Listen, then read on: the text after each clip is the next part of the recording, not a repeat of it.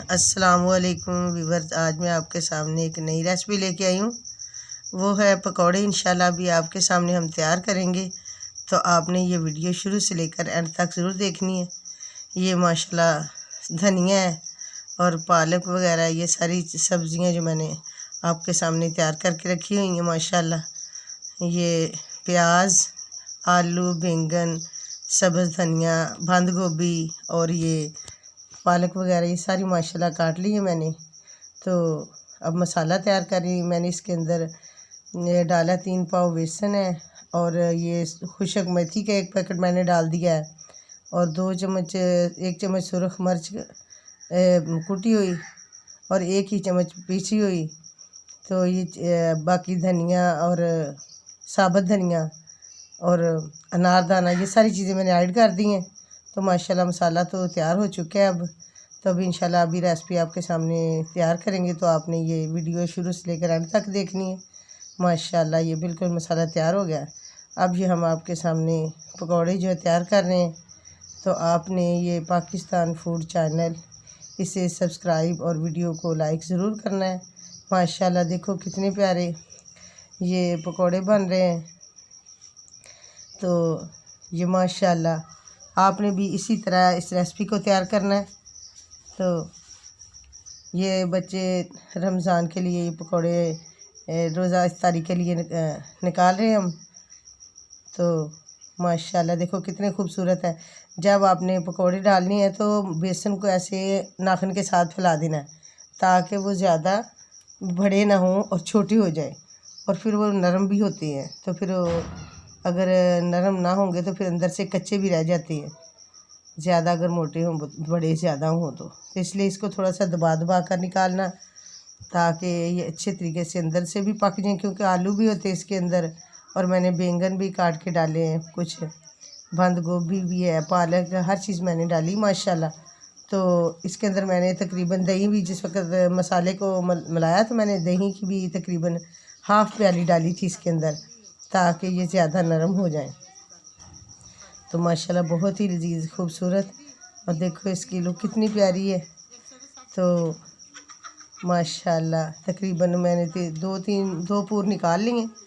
तो माशाल्लाह देखिए आप भी इसी तरह निकालें, ऐसे ही बनाए पकोड़े। तो आपने भी इसी तरह अपने बच्चों को और घर वालों को बना के देने हैं। बहुत ही लजीज और मज़ेदार हैं माशाल्लाह। देखो कितने खूबसूरत लग रहे हैं। ऐसे ही निकाले तो छोटे छोटे पकौड़े डालें, और बहुत ज़्यादा बड़े नहीं। अगर बड़े डालेंगे तो फिर वो अंदर से कच्चे भी रह जाते हैं और सही भी नहीं लगते। तो माशाल्लाह ये हमारी रेसिपी है जो तैयार, तकरीबन थोड़े रह गए हैं, ज़्यादा हमने तैयार कर लिए हैं। तो ये सारे ही निकाल के आपके सामने इंशाल्लाह शेयर करेंगे और चेक करवाएंगे आपको अपनी जो रेसिपी हमने तैयार की है। तो माशाल्लाह देखिए कितने प्यारे। तो इसी तरह मसाला वगैरह जब बनाना है आपने, तो ये सारी चीज़ें इसकी कंप्लीट करनी है, क्योंकि मसाला डालने से ही चीज़ का जायका बनता है। अगर ये मसाला वगैरह इतना नहीं डालेंगे तो फिर जायका भी इतना नहीं ज़्यादा होता। इसलिए पकौड़े में तो मसाला तो फिर वो ज़्यादा ही बेहतर होता है। इसके अंदर अगर अजवाइन डाल लें तो फिर वो और ही ज़्यादा लजीज हो जाता है। ज़ीरा वगैरह इस तरह की सारी चीज़ें आप डाला करें। और इसी तरह मैंने ये सारे मसाला जात जो डाले माशाल्लाह। तो अभी ये हमारी जो रेसिपी है कंप्लीट होने वाली है माशाल्लाह। रोज़े का अफ्तारी का टाइम भी बिल्कुल अनकरीब। हदीस में आता है कि अपने से दूसरे को ज़्यादा तरजीह दें।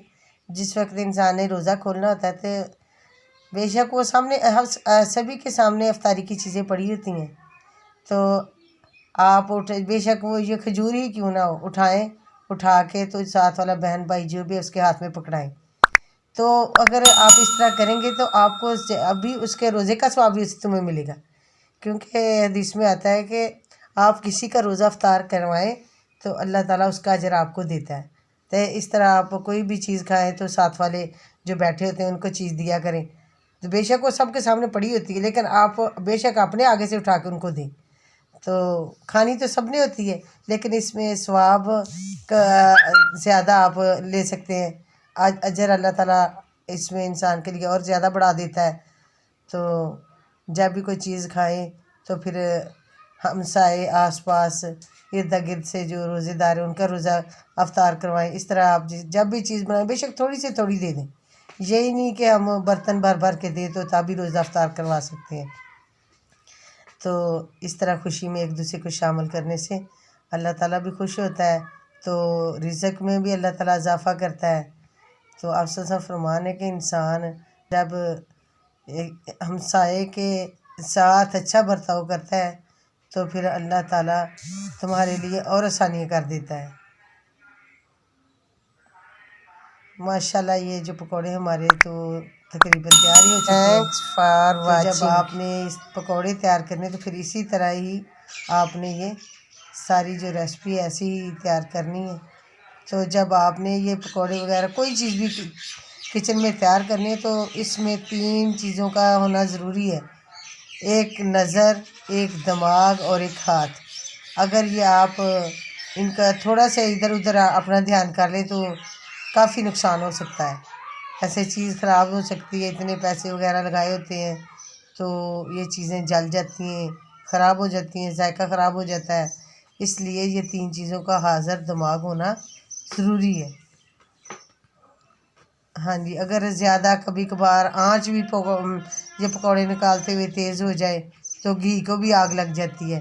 इसलिए जब घी अच्छी तरह गर्म हो जाए तो जो इसकी फ्लेम है उसको दरमियानी कर दें। अस्सलामु अलैकुम, थैंक्स फॉर वाचिंग।